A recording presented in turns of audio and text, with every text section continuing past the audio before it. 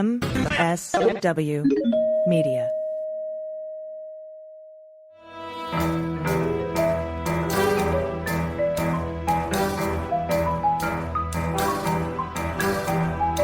The rule of law is not just some lawyer's turn of phrase. It is the very foundation of our democracy. The essence of the rule of law is that like cases are treated alike. That there not be one rule for Democrats and another for Republicans, one rule for the powerful, another for the powerless, one rule for the rich and another for the poor, or different rules depending upon one's race or ethnicity. To serve as Attorney General at this critical time is a calling I am honored and eager to answer. So now it's clean up on aisle 45 time. And for a long while yet, it is going to be clean up on aisle 45. Welcome to episode 179 of Clean Up on Aisle 45. It's Wednesday, June 26, 2024. I'm Allison Gill. And I'm Pete Struck. We record these episodes on Monday, but as you listen to this, it's Wednesday, which means by the time you hear this, we'll have several new Supreme Court decisions. We'll be keeping our eyes on the docket this week, but today we're going to cover updates in Manhattan, where Alvin Bragg is urging Judge Merchan to keep most of the gag order in place, and where Trump has filed a motion for Engoron to recuse himself yet again. We also have an update in Fulton County, where Trump has filed a response to Fani Willis's motion to dismiss the appeal, trying to boot her off the case. Ah, yes. Plus, Pete, we have updates on the fraudulent elector cases in both Nevada and Arizona, and more bad news for our friend Steve Bannon, and also bad news for the Pillow Man, Mike Lindell. But first, it's Hall of Fame Day on Clean Up on Aisle 45, where we thank our Hall of Fame patrons, those among us who have pledged at the $10 level or higher. Amazing. So thanks. I know, it blows my mind. Thank you so much to Boy Would I Love to Be the Bus Driver, BackdropBooks.com, Star Lennis, Christine G. Passion, Catherine Gilbert White is totally awesome at her job, Dr. David, Sharon Tukalski, Deborah Kirby, KT Horning, Maris Lawson, Tiffany Trump was adopted, a dinosaur in dental school, Karen Sherman. Thank you so much. We couldn't do this without you.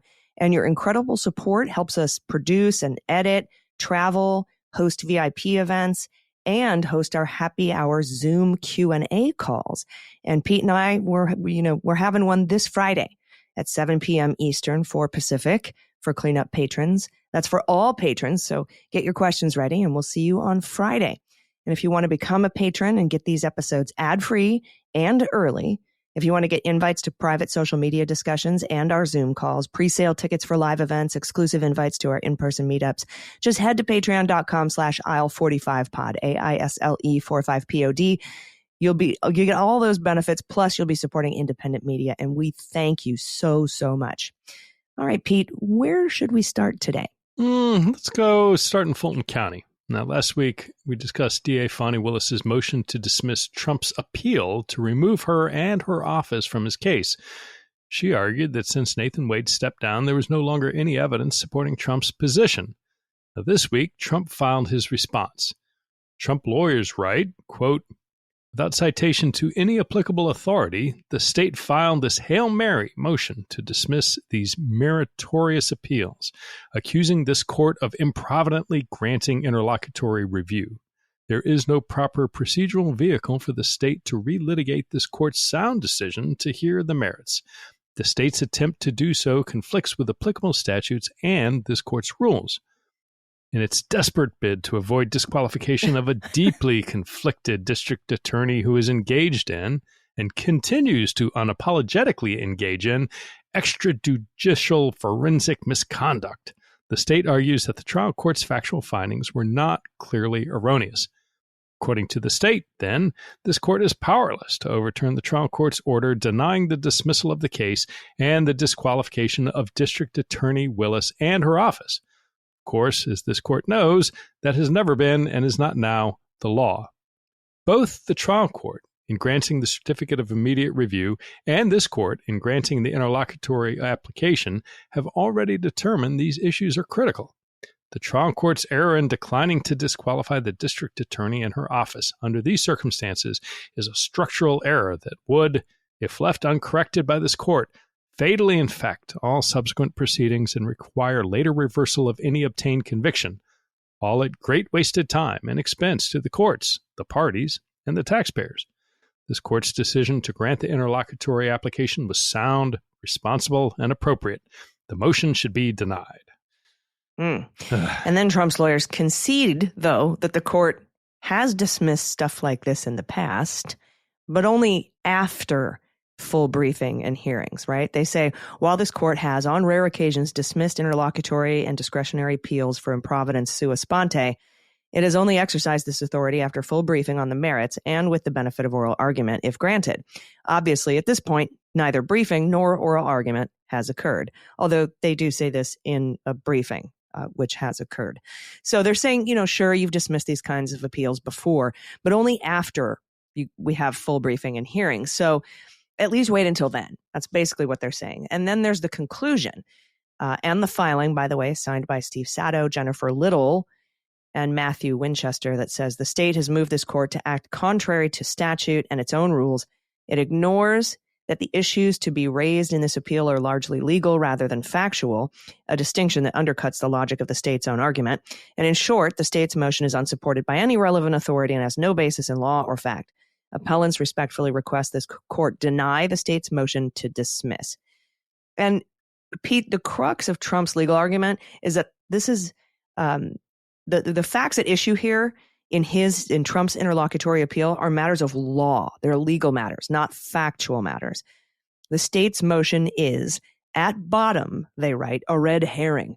The state devotes its entire motion to the standard review of the trial court's factual findings, when all or substantially all of the issues raised in our appeal are legal issues, subject to de novo, not clearly erroneous review. So that's what they're arguing here. And they say, for example, one of Trump's primary issues challenges the trial court's misinterpretation and misapplication of Williams v. State.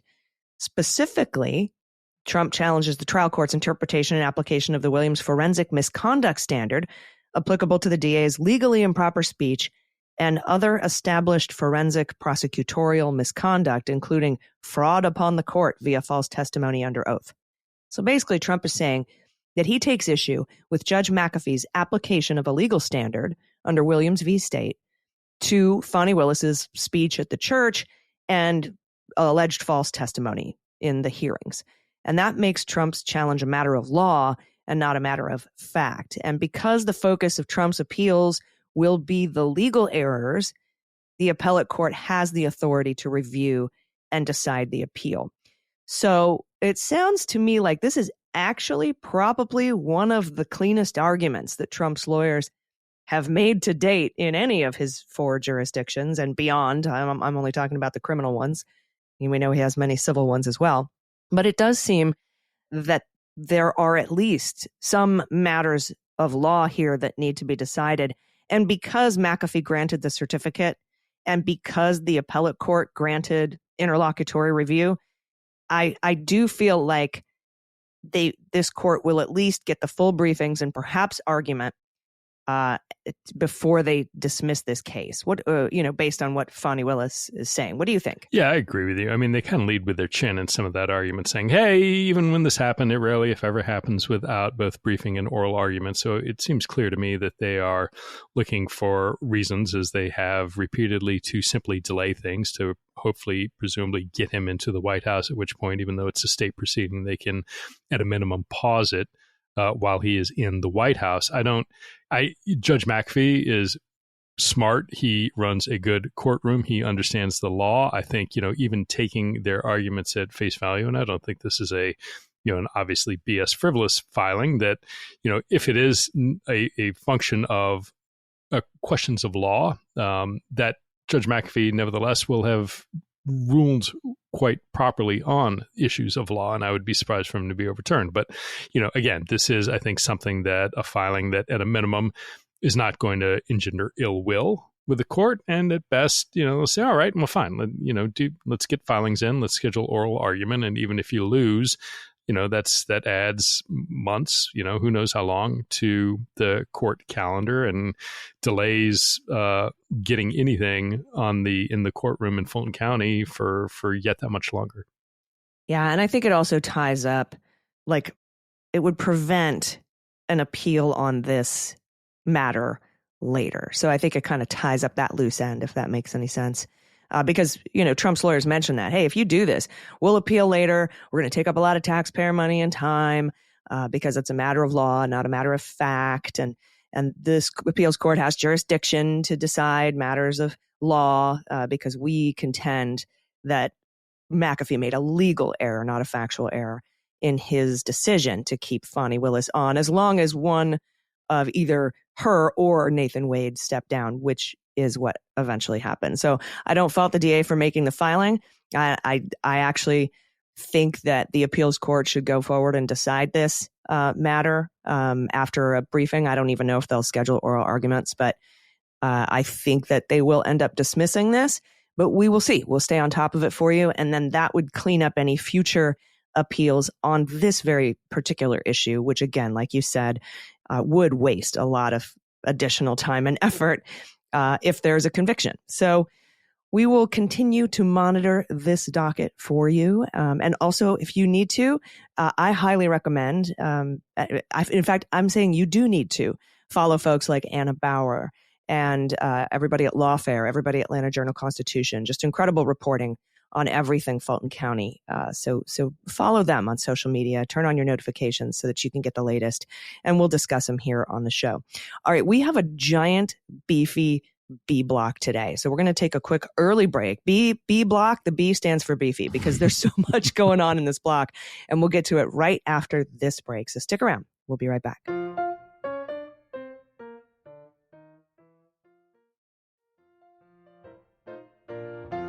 Hey, welcome back. We have more Hall of Fame patrons to thank, including Greg Kreimer, January 20 Baby, Pete Strzok's Ball Tan Salon, all podcast hosts or smoke shows Change My Mind, Fran Reichenbach, at Dirt Road Dims, Laura Saba, Kimberly D. Steffen, Rin Special K. Kadu.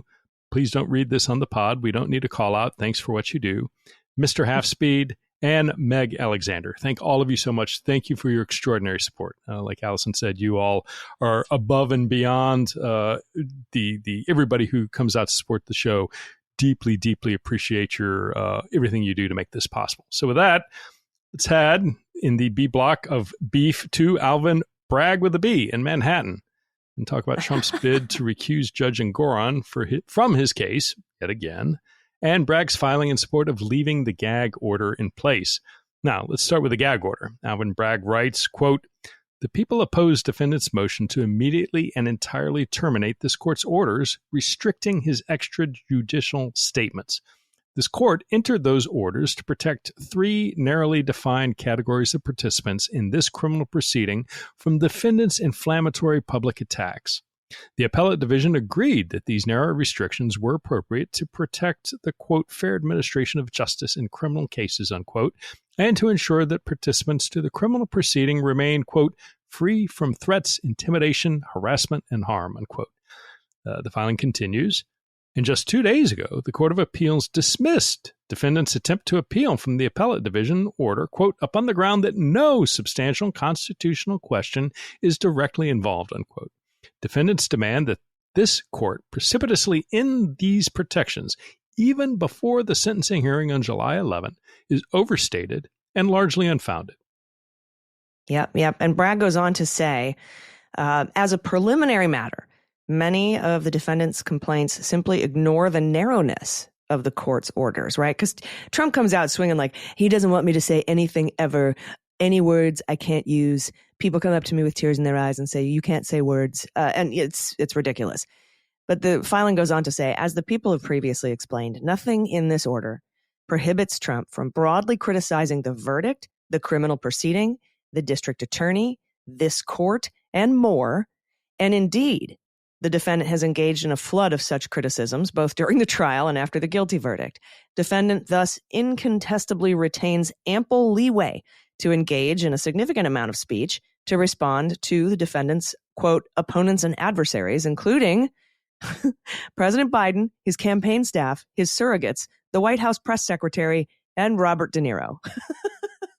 Just to name a few.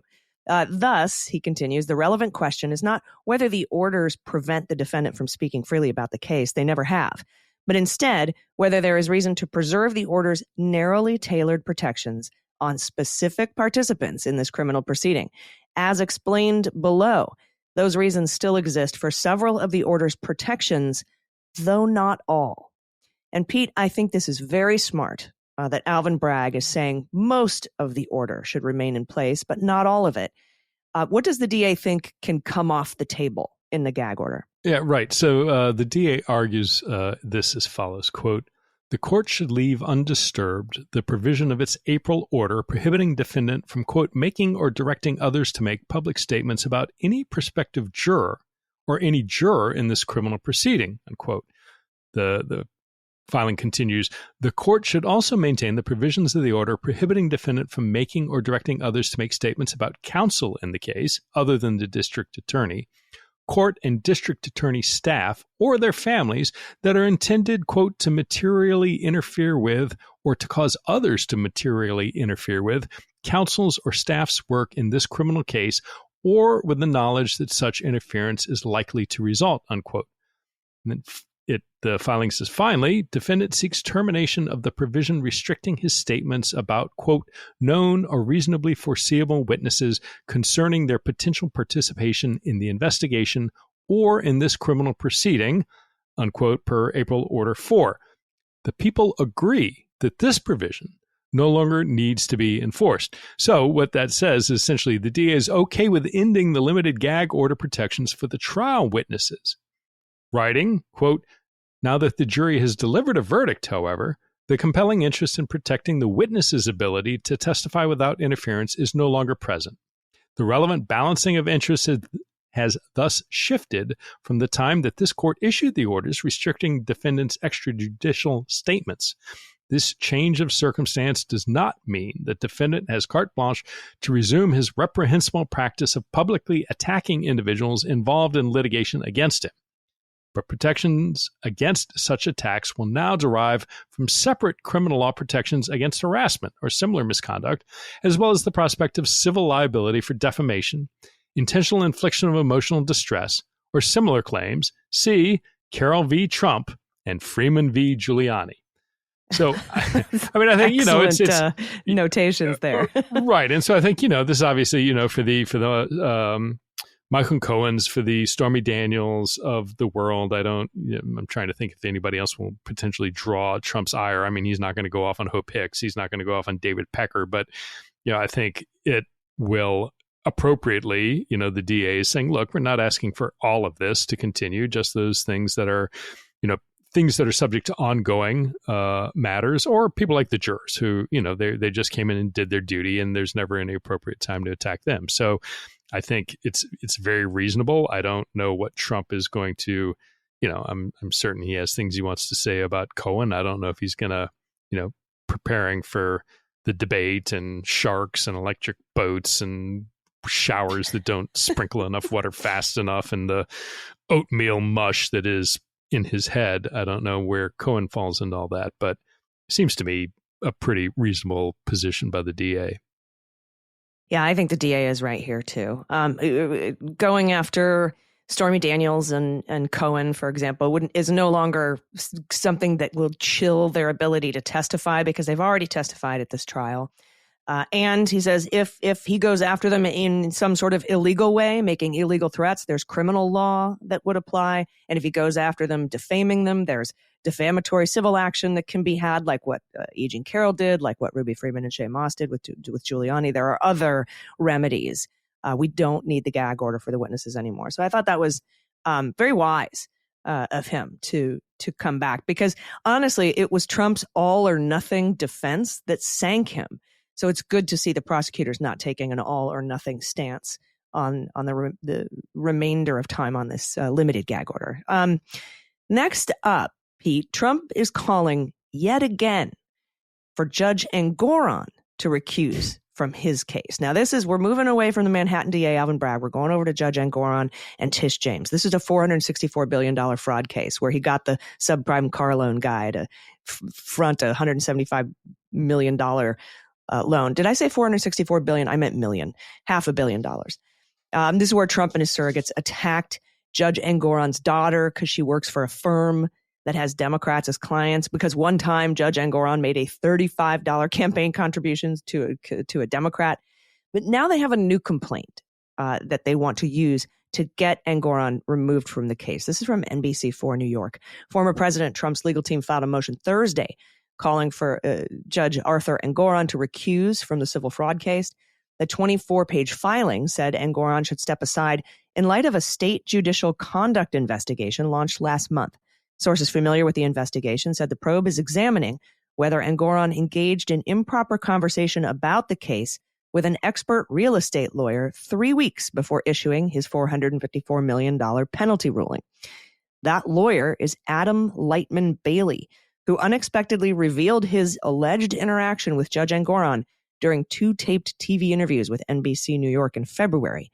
Quote, "I wanted him to know what I think and why. I really want him to get this case right." That's what Bailey said in the interview, repeating that it had been his intention to advise Engoron about the law in the Trump case and why harsh penalties would be bad for business in New York. Bailey later said, so it sounds like he was trying to get him to go light on Trump. Engoron, yes. To go light on Trump. Okay, cool. Bailey later said he and the judge, quote, never mentioned the word Donald Trump, but when asked if it had been clear which case they had been discussing, Bailey responded, well, obviously we weren't talking about the Mets. Now, in their motion, the Trump legal team said WNBC's reporting on Bailey's public statements raises questions about outside influence on the judge. Quote, whereas here, this court's impartiality might reasonably be questioned under the circumstances, it must recuse. Indeed, there are no other means of dispelling the shadow that now looms over this court's impartiality. That's Trump's filing because of a guy who tried to get Judge Engoron to go easy on Donald Trump. Now, a statement from the court spokesman in February did not deny that the conversation took place, but implied the interaction was insignificant. Quote, no ex parte conversation concerning this matter occurred between Engoron and Bailey or any other person. The decision Justice Engoron issued in February was his alone. It was deeply considered and was wholly uninfluenced by this individual. That's Al Baker, spokesman for New York State's Office of Court Administration, in a written statement. And after Bailey's on-camera interviews with WNBC and the judge's broad written denial, the New York State Commission on Judicial Conduct opened an investigation last month, according to sources familiar.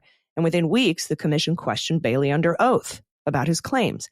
In a statement, the State Commission on Judicial Conduct, the administrator Robert Tembeckjian said, quote, the Commission on Judicial Conduct is constrained by strict confidentiality statute and has no comment on the matter. The commission is collecting evidence to determine whether Engoron violated the ethics rules, and ethics experts point out that the rules do not prohibit abstract discussions of the law and that the judges are afforded discretion on deciding which contacts must be disclosed. So, Pete, do you think this is more about this is an abstract, insignificant discussion, or could it come into play that this guy was trying to get Engoron to go easy on Trump, or both?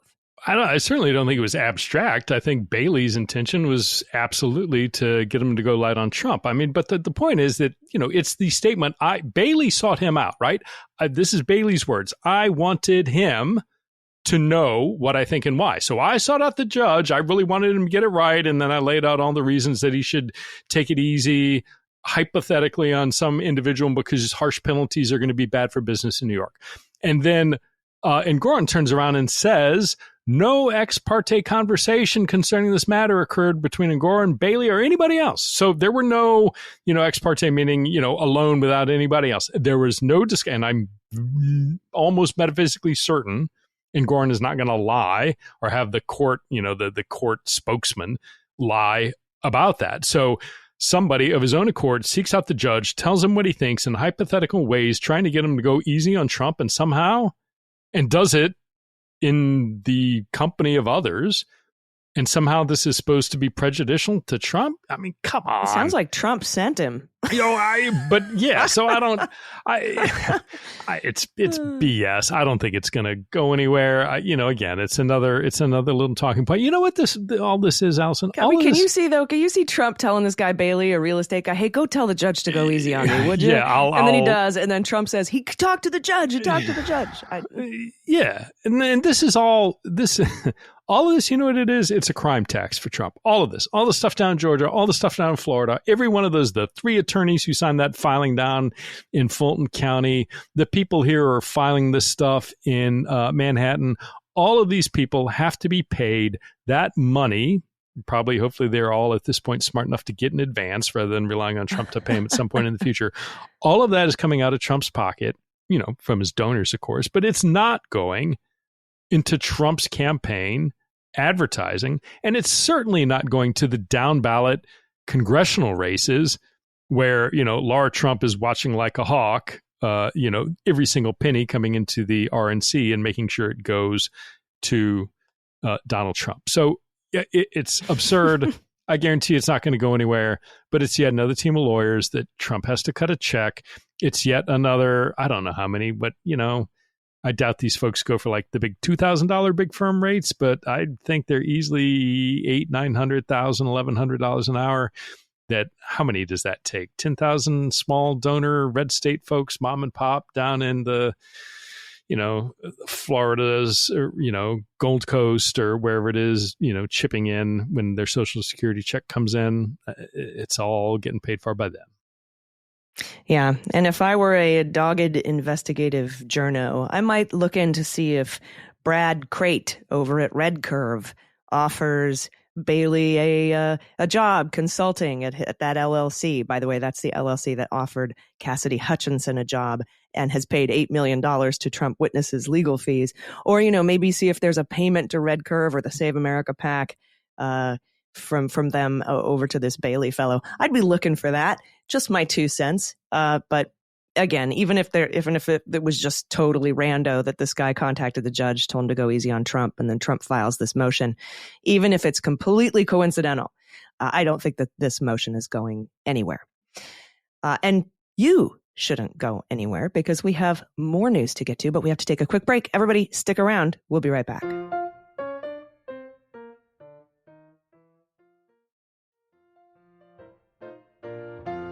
Hey, everyone. Welcome back. Our next list of Hall of Fame patrons includes Patty B., Suzanne Ashworth, David in Brooklyn, Maria Tovar. Devil went down to Georgia. He was looking for an election to steal. He was in a bind. He was way behind by 11,780 votes. Kirkland J. Bateman, Steve Towell, Roberta Reed, Clover's Tree 73, Triple G, D. Gill, and Je suis fatigue. Is that how you say it in French? Je suis fatigué. I'm tired. So am I. I'm like, God damn it. I'm not going to swear. Sorry about that. I'm like Madeline Kahn in Blazing Saddles. I'm tired.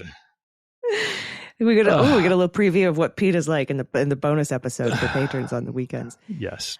This week, Pete, we had some big news in the fraudulent elector scheme cases, both in Nevada and Arizona. But first, a story breaking today as we record this about an arrest at the Maricopa County Ballot Tabulation Center. This is from Arizona Family Channels 3 and 5. A temporary election worker has been arrested after allegedly stealing an item from the Maricopa County Tabulation and Election Center last week. Walter Ringfield, 27, faces charges of theft and criminal damage.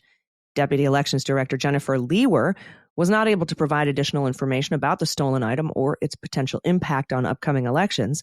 Lewer said, when completing daily inventory on Friday morning, elections workers noticed an item had been taken from the ballot tabulation center on Thursday night.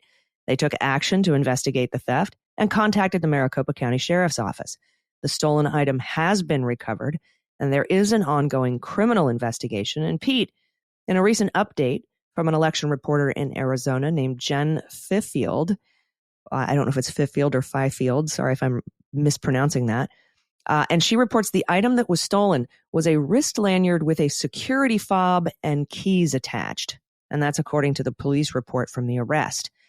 Now, I looked up on my own. Let me guess. Walter Ringfield. I looked up Walter. And it appears he has deleted his Facebook account. Of course he did. His Instagram account. Sure. And his Twitter account. Yeah, of course. But a Truth Social account that appears to belong to him is still up. Oh. Let's be very proud of it. And it includes posts from the Epic Times, which is their CEO was just arrested for money laundering, Gateway Pundit, which is filed for bankruptcy, and Cat Turd. There's even a post that he retruthed that says, "God bless you, President Trump." God. Now, I have handed this plethora of social media information on Walter Ringfield over to Midas Touch, because I know they have some pretty cool investigative social media gurus over there to dig into more. So we'll see what they come up with. But just on a cursory search by me, I found that his Arizona State University profile had links to all of his social media accounts, where I was able to look at all of them, all which have been deleted, except, of course, Truth Social. And there will be either pictures or images of Trump with Jesus standing behind him, or riding a lion, or wearing a crown in the temple, or whatever. God almighty, every time. The minute you said it, I'm like, I'm going to make a little mental wager about which side of the political spectrum this guy interfering and stealing from the electoral process falls on in June. I mean, we're not even to the primaries yet. We're not to the conventions yet. And folks are already busy at work in swing states stealing stuff. Shockingly, Cat Turd, Gateway Pundit craziness. Hopefully he's got some nifties. Hopefully he bought up the entire set of the Trump NFTs, so he gets that little square inch of the suit that Trump wore when he was booked at Fulton County. Hopefully. Yeah, we'll see what Midas comes up with. I only scrolled through the first 10 posts on Truth Social for this guy. There could be maybe he got some sneakers. I don't know. We'll see. So everybody follow Midas Touch. If you're not, I think they might be able to uncover some pretty cool stuff. Yeah, unbelievable. I can't even. And so let's stay in Arizona for more news. And this is a story from Vaughn Hilliard at NBC. Donald Trump's presidential campaign moved this week to quash a potential disturbance at next month's GOP convention in Milwaukee by seeking to replace. Yes, lovely city. I am a fan of Milwaukee, unlike I love Milwaukee. Former President Trump. And this is to prevent seeking or replacing 6 delegates to the convention who they thought were potentially going to initiate what they called unnecessary distractions on the floor. John Finlay, the Trump campaign's convention delegate selection director, placed phone calls to 6 of the campaign's alternate delegates in Arizona. Haven't you had enough trouble with alternate delegates? Wasn't there enough? Didn't you learn your lesson back in 2020 that alternate delegate? Nevertheless, John Finlay placed calls to 6 of the campaign's quote unquote alternate delegates in Arizona and requested that they challenge the status of 6 delegates to the convention out of concern for their loyalty to Trump. Yeah, Pete, if you get a call from the Trump campaign asking you to be an alternate delegate. Yes, I will. I will do it. I will not sign a false slate, but I will be. And it appears, though, starts getting really interesting, because I don't know what to make of it. I don't know how much of it is exaggeration, but it is very much a Game of Thrones sort of like palace intrigue, because it appears the Arizona Republican delegates were planning to disrupt the convention to push for Mike Flynn to be Trump's VP pick, and the Trump campaign was considering replacing them. Days later, however, the Trump campaign abandoned efforts to replace the delegates, saying it cleared the air with the delegates who sparked the concerns after days of deliberation. On Tuesday night, shortly after the Trump campaign sought these initial delegate challenges, Patrick Byrne, close ally of Flynn, funder of Maria Butina's Duma run in Russia, posted on X about the prospect of Flynn serving as Trump's vice president. Byrne, the former Overstock.com CEO, met with Trump and Flynn and Rudy and Sidney Powell in the Oval Office in December 2020 as part of a push to overturn the 2020 election results. In a statement sent internally among Arizona's convention delegates that was obtained by NBC News, Bush wrote, quote, "As a result of what has happened over the last few days, I've been in touch with the Trump campaign and assured them neither me nor anyone I influence will participate in any disruption to the convention, including challenging the rules, platform, programming, or otherwise. We had no intention to do so and absolutely will not," unquote. God forbid, because at the end of the day, as a grifter, the last thing you do is kill the cash cow. So they are not, there's too much sweet, sweet money coming in through merch sales, signing up for speeches and VIP receptions, vitamin supplements, flags, Bibles. Sneakers, Sneakers, NFTs. yes. Yeah. Wow. So that's interesting. It sounds like there was some weird push to get delegates to try to make Mike Flynn the VP pick and cause shenanigans at the convention in Milwaukee. But apparently the Trump campaign put that to bed, quashed it, and they're going with their original delegates as if they could find anyone willing to be alternate delegates from the state of Arizona. Now, I know delegates are different than electors, but still, come on. Now, next up, heading over to Nevada with this story from the Associated Press. A Nevada state court judge dismissed the criminal indictment Friday against 6 Republicans accused of submitting certificates to Congress falsely declaring Trump the winner of that state's 2020 presidential election, potentially killing the case with a ruling that state prosecutors chose the wrong venue.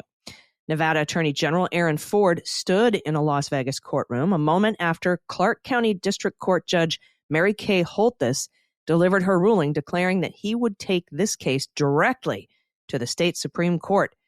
He said the judge got it wrong and will be appealing immediately. That's what Ford said afterward. He declined any additional comment. The judge called off trial, which had been scheduled for January. Defense attorneys contend that Ford improperly brought the case in Las Vegas instead of Carson City or Reno, northern Nevada cities closer to where the alleged crime occurred. They also accused prosecutors of failing to present to the grand jury evidence that would have exonerated their clients and said their clients had no intent to commit a crime. Now, we will keep you posted on the disposition of this case, but as for now, it is canceled.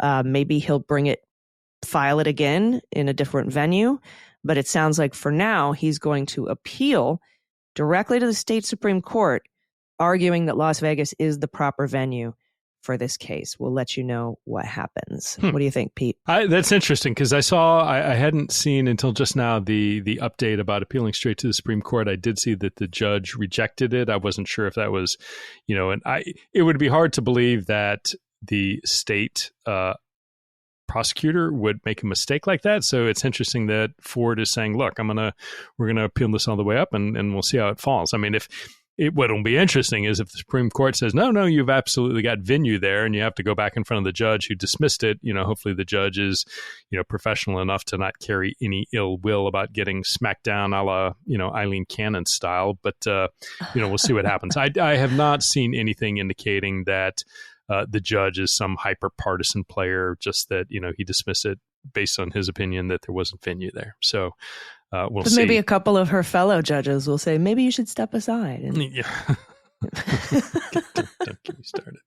Unbelievable. If the Cannon thing couldn't get any more bizarre, as we sit here today, they're in a hearing right now for a motion that was filed in February to dismiss the entire case based on the inappropriate and unconstitutional appointment and funding of special counsel, which is a very easy no.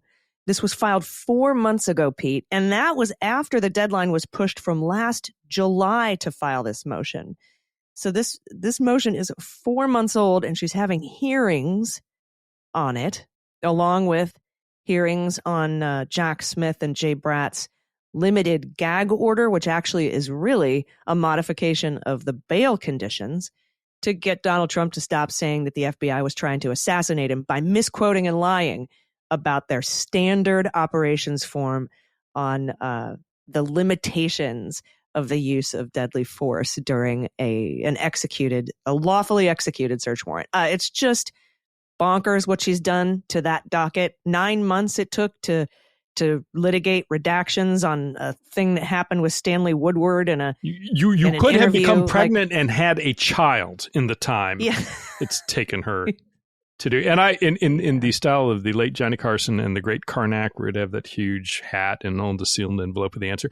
I guarantee what comes out of this is an opinion trashing the special counsel's office, their lack of professionalism, their lack of respect, their amateur hour, and at the end of the day, grants their convoluted, what confusing case, their fact that they haven't handed over discovery fast enough, all kinds of just real and just say, well, in. but we're gonna we're gonna rule that way. Also, she is not subject to appeal and can still, at the 11th hour, when a jury is seated, do something horrible and throw the case out. But that's my guess. Yeah, she's not gonna do anything that'll force her up to the 11th Circuit. They're already mad at her.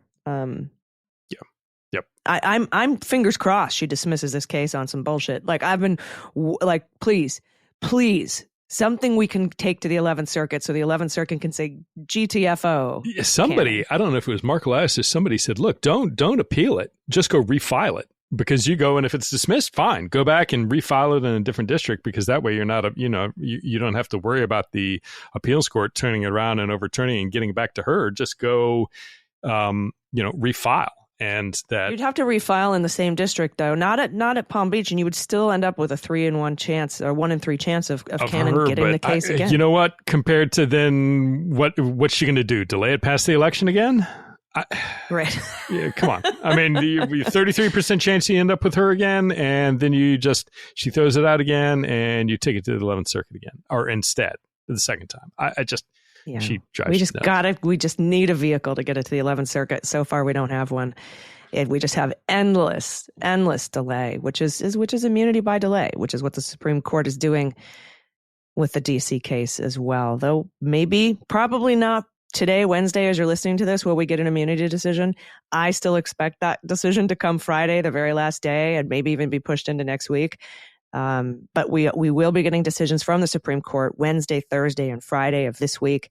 Supposedly, we should be able to get all of the decisions on 2 box days for each of those. A box is what they hand the decisions printed out in, and a box can usually hold like 1 to 3, depending on how fat they are. Decisions, maybe 4. So if we get 3 2-box days, we could clear the rest of this docket. But we'll see. I don't expect the immunity or the Fisher decision today, Wednesday. I've been expecting them on the very last day of decisions being handed down. We'll see what happens, and we'll be covering that obviously on the Jack podcast with Andy McCabe this weekend. All right, we have to take one more quick break, and then we have some better news, better days ahead, and we'll talk about that right after this message. Stick around.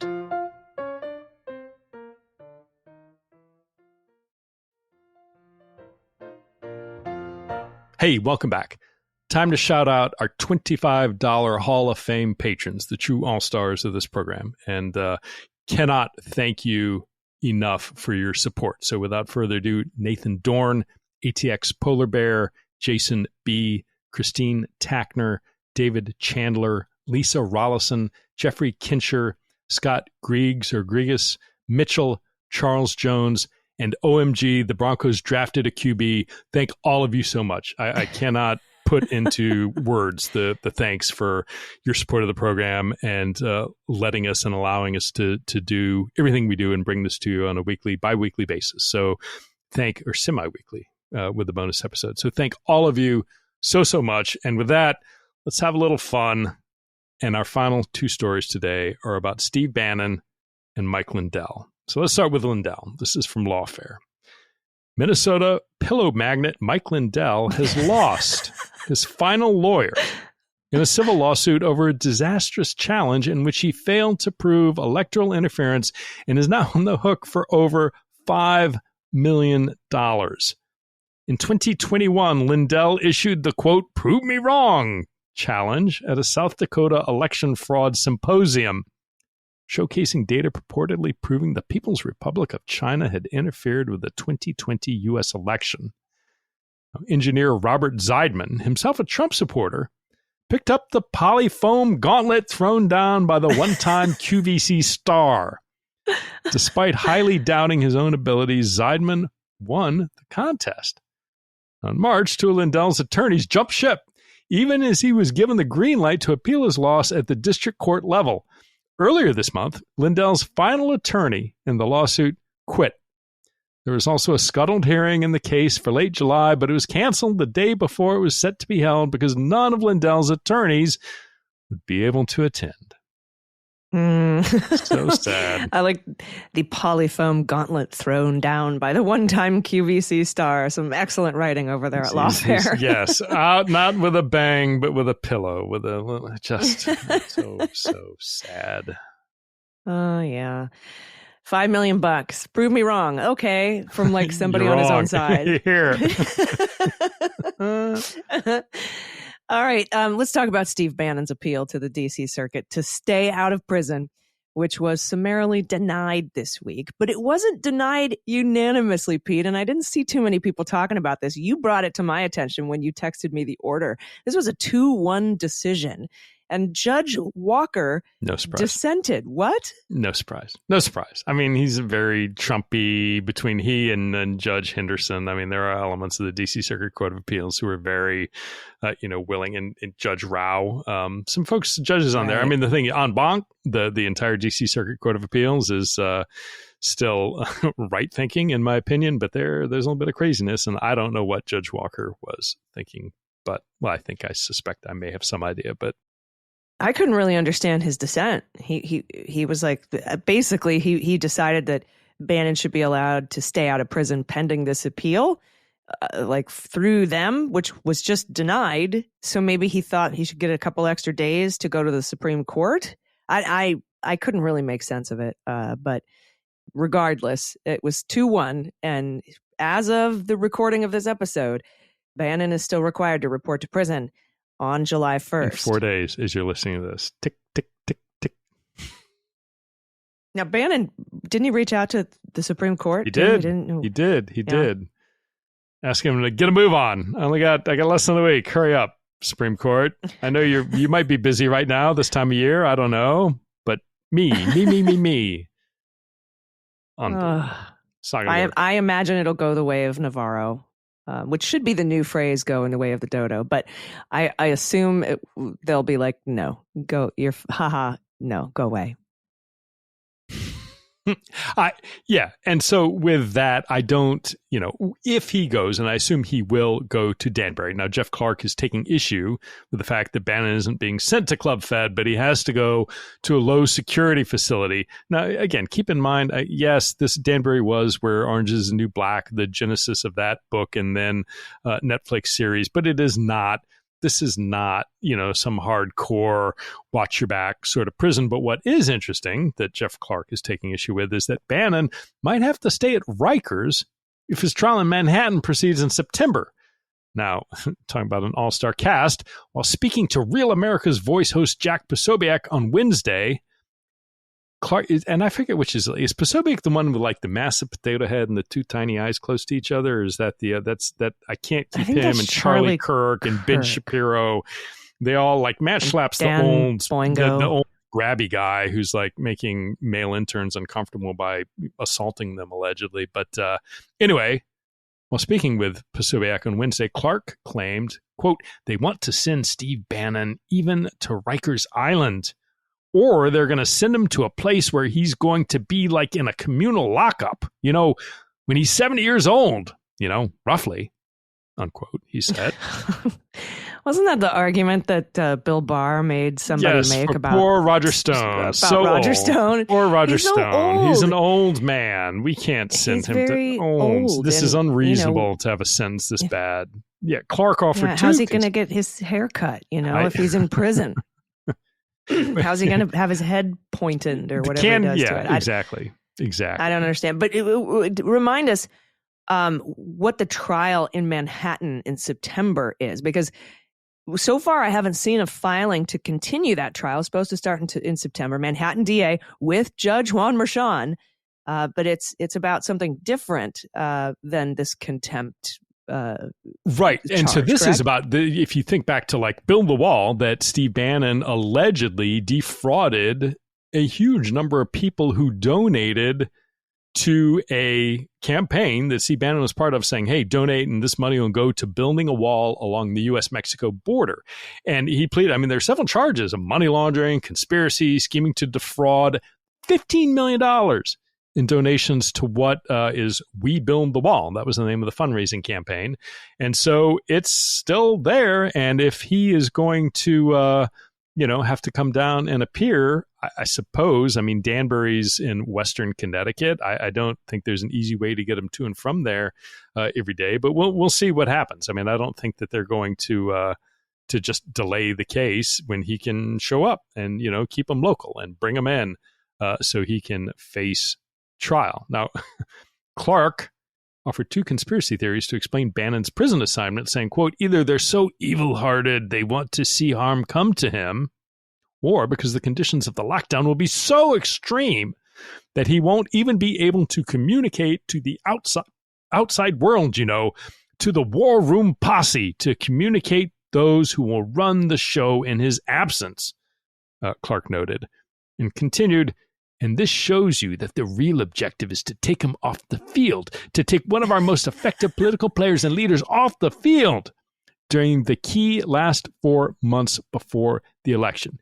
Hey, Jeffy, you know what wouldn't have taken Steve Bannon off the field for the last 4 months before the election? If he just would have taken his lumps for violating the law and refusing to honor a subpoena and just gone to jail instead of this mind-numbingly long process of appeal, he would have long since been out. Just like Knucklehead Navarro is going to be out in no time now. The only reason he is going to be there is of his own making. And I know that's complicated as an environmental attorney who, God knows what he did at DOJ, the presumptive attorney general under at the end of the Trump administration, and perhaps the attorney general in the next Trump administration. Who knows? The entire reason Steve Bannon is going to be off the field, so to speak, is because of Steve Bannon's own actions. Yes. Yeah. Call us when there's an oil spill, I think was the quote from Hirschman, who testified to the January 6th committee, one of the many lawyers who testified to the January 6th committee. He was the one with the giant panda art behind him and the justice bat. And the there were some interesting wall hangings. Yeah, for sure. And everybody was talking about that. Yeah, this is, I am going to go ahead and bet anyone who's interested $1 that Steve Bannon will be reporting to Danbury on July 1st. And I am very interested in whether or not he will be required to go on trial.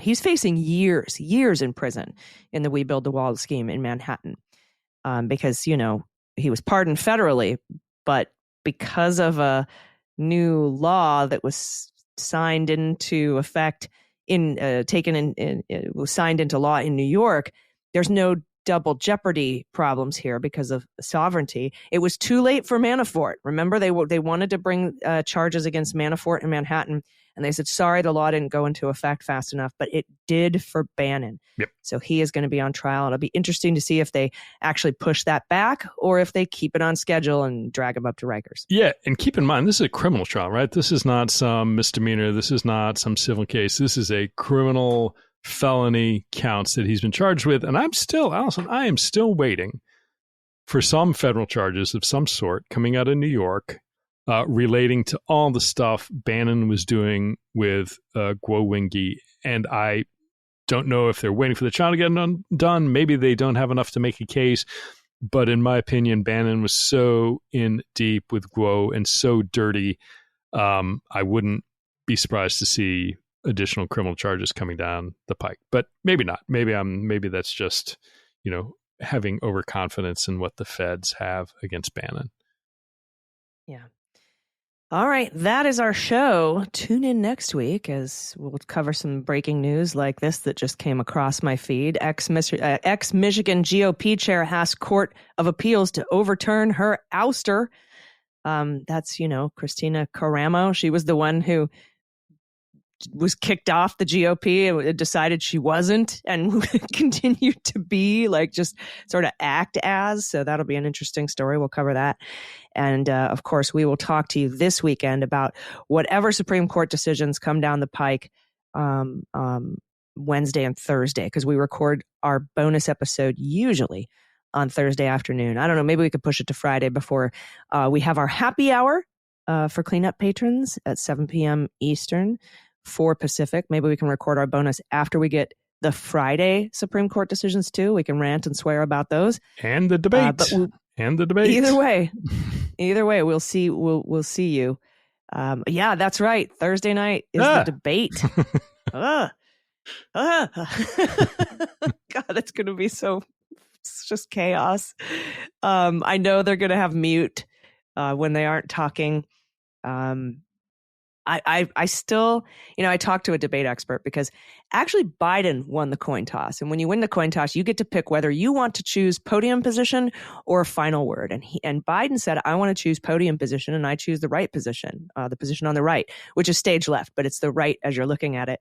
And let Trump pick whether he wanted the final word or not, which he did, because there's an advantage to having the final word. And I asked a debate expert, Pete, like, why would you take podium position over final word? Why is that more important? And she posited, well, first of all, being on the right side of the screen is where our eyes tend to go naturally. You get a lot more attention being on the right side, and that seems to be more important to Biden than having the last word. And then also, after 90 minutes, having Trump just talking at the end and like leaving everyone with whatever he says, and that's the last impression that they get of Donald Trump. I think the Biden campaign must see that as more of an advantage to them than to Trump. So we'll talk about that on this weekend's bonus episode, as well as, provided we record it on Friday instead of Thursday. We'll let you know. But thanks for being patrons. Thanks to our Hall of Fame patrons. Thanks to everyone who's listening, who maybe can't swing it to be a patron. If you're thinking of becoming a patron, you've been on the fence, head to patreon.com/aisle45pod. We'd love to see you on the Q&A calls and at our galas, VIP meet and greets. And we'd love to have you have these episodes ad-free and early. So thank you for Hall of Fame Patron Day. Pete, any final thoughts before we get out of here for this insane week of news ahead? Yeah, not a happy thought, but a serious one. There's a New York Times article that just came out. Again, this is Monday as we're taping, entitled 171,000 traveled for abortions last year. See where they went. Again, this is New York Times, and the byline is Molly Cook, Escobar, Amy Schoenfeld Walker, Allison McCann, Scott Reinhardt, and Helmuth Rosales.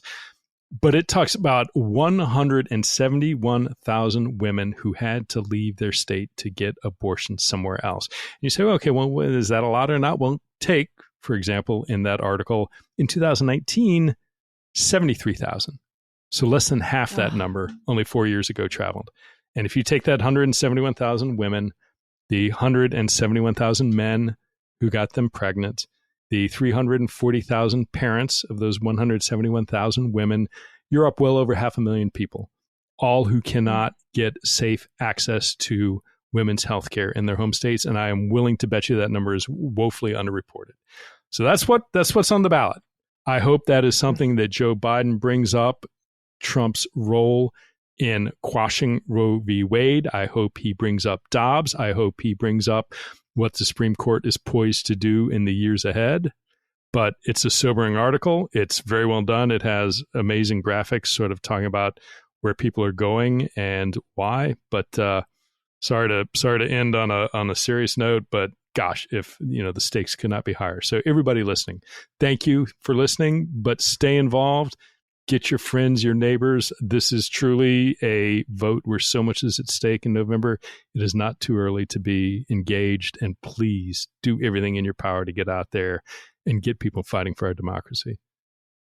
100%. Best way to do that, talk to people people you work with, people in your community that may otherwise not go to vote. Postcard, door knock, text bank, phone bank, do all that.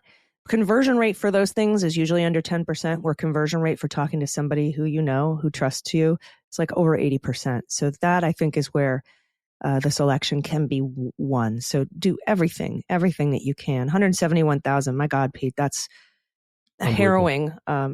number of people who just don't have access to the healthcare that they need. And, I look forward to reading that article and finding out, how many people are going to be prosecuted where certain states have travel bans, where they're unconstitutionally banning people from interstate travel. It's happening now. So, yeah, keep that in mind as we head into the debate and into this very busy week of news, which we will recap on this weekend's bonus episode. And of course, next week on Cleanup on Aisle 45. Thank you so much. I've been Allison Gill. And I'm Pete Struck. Cleanup on Aisle 45 is written, researched, and produced by Allison Gill, with editing by Molly Hockey. Our art and logo design are by Joelle Reeder and Moxie Design Studios, and our music is composed and performed by Adam Orr. Cleanup on Aisle 45 is a proud member of the MSW Media Network, a collection of creator-owned podcasts dedicated to news, politics, and justice. For more information, visit mswmedia.com.